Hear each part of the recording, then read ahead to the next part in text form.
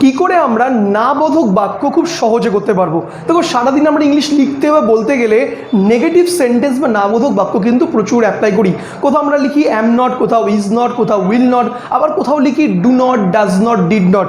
কিন্তু অনেক ছাত্রছাত্রী কিন্তু এই নেগেটিভ সেন্টেন্স বা নেগেটিভ বাক্যগুলো ঠিকঠাক গুছিয়ে করতে পারে না। তাই আজকে এই ভিডিওটা শুধুই তোমাদের জন্য যাদের নেগেটিভ সেন্টেন্স করতে প্রবলেম।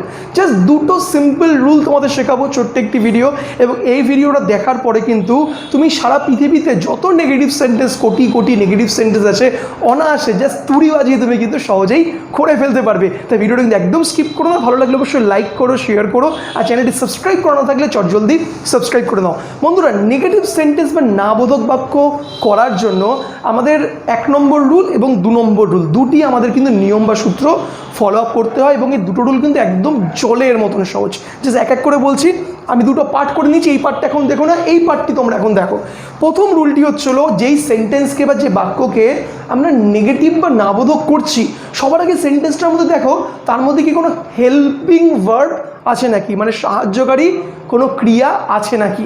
এবার অনেকে সাহায্যকারী ক্রিয়া বা হেল্পিং ভার্ব কাকে বলে আমরা জানো না, তাদেরকে বলে দিই সাহায্যকারী ক্রিয়া হেল্পিং ভার্ব হচ্ছে হলো am, is, are, was, where, shall, will, have, has, had, etc.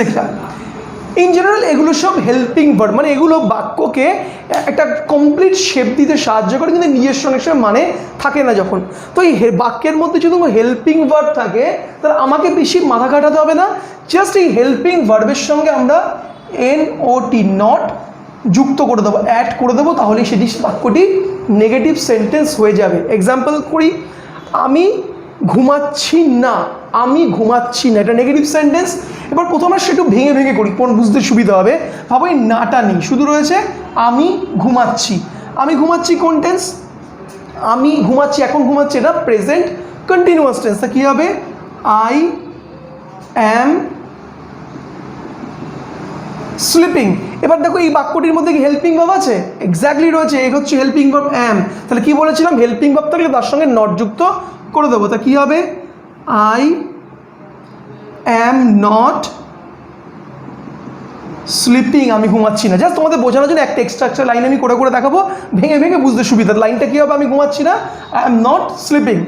Next, তারা চিঠি লিখছিল না, চেপে দাও। তারা চিঠি লিখছিল, কোন টেন্স? তারা চিঠি লিখছিল, এটা হচ্ছে হলো পাস্ট কন্টিনিউয়াস টেন্স। তা কী হবে? তারা ইংলিশ দে ওয়্যার, চিঠি লিখছিল, they were writing a letter. তো আমাদের আবার দেখতে হবে এই বাক্যটির মধ্যে কোনো হেল্পিং ভার্ব আছে নাকি। ভালো করে দেখো, এক্স্যাক্টলি হেল্পিং ভার্ব হচ্ছে হলো ওয়্যার। তো কী হবে? They were not writing a letter. Next, Soma Delhi যাবে না। নর্মাল করি, ভাবো নাটা নেই, সোমা দিল্লি যাবে, সোমা দিল্লি যাবে, এটি কোন টেন্স? অফকোর্স এটা ফিউচার টেন্স। তা কী হবে? Soma will go to Delhi. তো এখানে হেল্পিং ভার্ব আছে নাকি দেখো, হেল্পিং ভার্ব আছে নাকি দেখো, ইয়েস হেল্পিং ভার্ব উইল রয়েছে। আর এর সঙ্গে আমরা নট যুক্ত করে দেবো, হয়ে যাবে Soma will not go to Delhi. এটা ছিল রুল 1। রুল 1 এগুলো আশা করি তোমরা বুঝতে পেরেছো। এবার আমরা শিফট করে যাব রুল 2-তে। রুল 2টা কিন্তু একটু ইন্টারেস্টিং, একটু মজার, একটু অ্যাডভেঞ্চারাস, মন দিয়ে শোনো। এই তো হয়ে গেলো, যে বাক্যর মধ্যে হেল্পিং ভার্ব থাকে তার সঙ্গে আমরা নট যুক্ত করে দেবো, তাহলে সেন্টেন্সটি, তাহলে বাক্যটি নেগেটিভ বাক্যে পরিণত হবে। কিন্তু ইংলিশ লিখতে গেলে তো আমাদের এমন অনেক সেন্টেন্স পাই আমরা যেগুলোর মধ্যে কোনো হেল্পিং ভার্বই থাকে না, তাহলে সেগুলো আমরা কী করে করবো? ভেরি ইজি, বুঝিয়ে দিচ্ছি। দেখো, যে বাক্যগুলোর মধ্যে হেল্পিং ভার্বটাই নেই তার সাথে কী করতে হবে? আমরা বাইরে থেকে আমরা ডু, ডাজ, ডিড, মানে ডু নট, ডাজ নট এবং ডিড নট আমরা টেন্স অনুযায়ী বাক্যের মধ্যে আনবো। যে বাক্যর মধ্যে হেল্পিং ভার্ব থাকে না, সেক্ষেত্রে আমরা কী করব, বাইরে থেকে ধারণ করে আনবো do not, does not, did not. এবার সবার আগে তোমার মনে প্রশ্ন আসতে পারে যে কোন কোন সেন্টেন্সের মধ্যে হেল্পিং ভার্ব নেই। দেখো কোন বাক্যের মধ্যে হেল্পিং থাকে সেটা দুটো মাত্র বাক্য, একটা হচ্ছে হলো প্রেজেন্ট ইনডেফিনিট, দ্বিতীয়টি হচ্ছে হলো পাস্ট ইনডেফিনিট। প্রেজেন্ট ইনডেফিনিট এবং পাস্ট ইনডেফিনিটের মধ্যে কিন্তু কোনো হেল্পিং ভার্ব থাকে না। যারা টেন্সে কনফিউজ রয়েছে, তো টেন্সের রুলটা তুমি একদম, আমি দরকার লিঙ্কে আমি দিয়ে দেবো, বা তুমি একদম প্লেলিস্টে গিয়ে তুমি টেন্সের আমার যে এন্টায়ার রুলটি রয়েছে ওটা অবশ্যই দেখে নিও, তাহলে কিন্তু বুঝে যাবে। এই যেই টেন্স ধরে ধরে না বুঝলে কিন্তু কোনোটাই বুঝবে না। তো প্রেজেন্ট ইনডেফিনিট টেন্স এবং পাস্ট ইনডেফিনিট টেন্সে হেল্পিং ভার্ব যদি থাকে না, মূলত এই দুটো থেকে আমরা do not, does not, did not দিয়ে আমরা নেগেটিভ বাক্য করব। এবার কোথায় আমরা ডু নট বসাবো, কোথায় ডাজ নট বসাবো, কোথায় ডিড নট বসাবো? Very easy. ডু বসাবো আমরা প্রেজেন্ট টেন্সে, ডাজ বসাবো, ডাজও আমরা বসাবো ডট ডট প্রেজেন্ট টেন্সে, কিন্তু third person singular number, he, she, it, that, this বা কোনো নাম। আমি ছোটো ছোটো করে লিখলাম, জায়গাটা শর্ট বলে মুখে বলে দিচ্ছি। হি, শি, ইট, দ্যাট, দিস, কোনো নাম। এগুলোর পরে অলওয়েজ আমরা ডাজ নট বসাবো প্রেজেন্ট টেন্সে, মাথা দেখো প্রেজেন্ট টেন্সে, আর ডিড বসাবো আমরা পাস্ট টেন্সে। তো এবার আমরা সরাসরি প্র্যাকটিক্যালি চলে আসি। আমি ফুটবল খেলি না, ভাবো নাটা নেই, আমি ফুটবল খেলি। তো আমি ফুটবল খেলি কী হবে? I play football, I play football. তো এখানে কোনো হেল্পিং ভার্ব আছে? দেখো হেল্পিং ভার্ব নেই। হেল্পিং ভার্ব নেই বলে আমাদের এই বাইরে থেকে do not, does not, did not নিয়ে আসবে। এটা কোন টেন্স? এটা প্রেজেন্ট টেন্স। তো প্রেজেন্ট টেন্সে কী বলেছি? ডু আসে, তা কী হবে? I do not play football. Next, Raju office যায় না। ভাবো নর্মাল করলে কি, রাজু অফিস যায়, তা কী হবে? Raju goes to office. কেন গোজ হলো? থার্ড পারসন সিঙ্গুলার নাম্বারে টেন্সের এটা রুল, সাবজেক্ট যদি থার্ড পারসন সিঙ্গুলার নাম্বারে ভার্বের সঙ্গে এস বা ইয়েস যুক্ত হয়, তাই গোজ হলো। তো হেল্পিং ভার্ব এখানেও আমাদের নেই, তাহলে আমাদের কী করতে হবে? বাইরে থেকে আমাদের ধার করে do not, does not, did not, তো কোনটা আনতে হবে?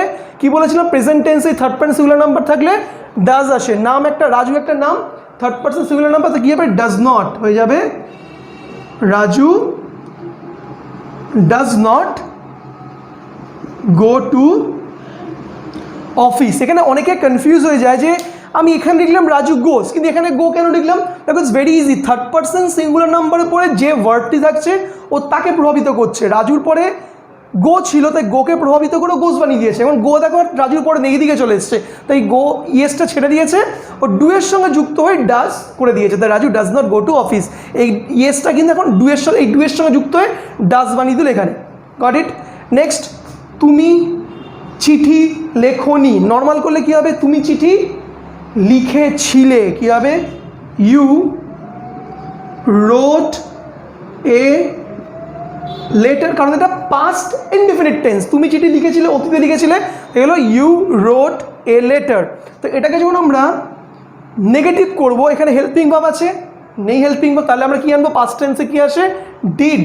তো এখানে আমরা ডিড নিয়ে আসবো, কী হবে? You did not write a letter. এখানে অনেকে কিন্তু মানে গুলিয়ে ফেলে যে নর্মাল লিখলাম অ্যাসার্টিভে ইউ রোট আ লেটার, এখানে আবার রাইট করে দিলাম কেন? দেখো এটা বিষয়টা হচ্ছিলো ইংলিশ গ্রামারের রুল হচ্ছিল একটি সেন্টেন্সের মধ্যে দুটি পাস্টের ফর্ম আসে না। মানে ডিড রোট দুটো একটা সেন্টেন্সে বসবে না। এখানে রোট একা ছিল, ফাইন, যে ডিড চলে আসলো রোটটা তখন ওর যে মেইন ফর্ম মানে ফার্স্ট ফর্ম রাইটে কনভার্ট হয়ে গেল।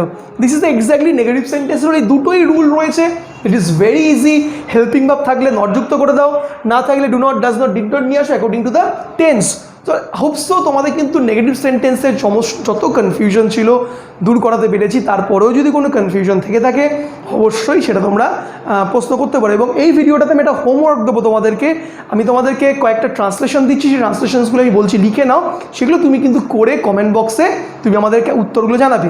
নাম্বার 1 লিখে নাও যে আমি ঘুমাচ্ছি না। নাম্বার 2 সে খেলছিল না। নাম্বার 3 তারা এখানে আসবে না। নাম্বার 4 রাজীব স্কুলে যায় না। নাম্বার 5 আমরা টিভি দেখি না। নাম্বার 6 তুমি গাড়িটি কেনোনি। এই 6টা লাইন তুমি বাংলা খাতায় লিখে নাও এবং বাংলাগুলো থেকে ইংলিশে ট্রান্সলেট করার চেষ্টা করো ইউজিং দিস এন্টায়ার রুল। আমি প্রত্যেকটি কারেক্ট করে দেবো যদি ভুল করো, আর যদি প্রত্যেকটা রাইট করো তাহলে তো তুমি একদম শিখে গেছো। আর যদি ভুলও করো কোনো অসুবিধা নেই, আমি কারেক্ট করে কারণটাও তোমাদেরকে কিন্তু বুঝিয়ে দেবো কমেন্ট বক্সেই। তো দেখাবে স্টুডেন্ট পরে ইন্টারেস্টিং টপিক ইন্টারেস্টিং ভিডিওতে। ততক্ষণ good bye and see you once again.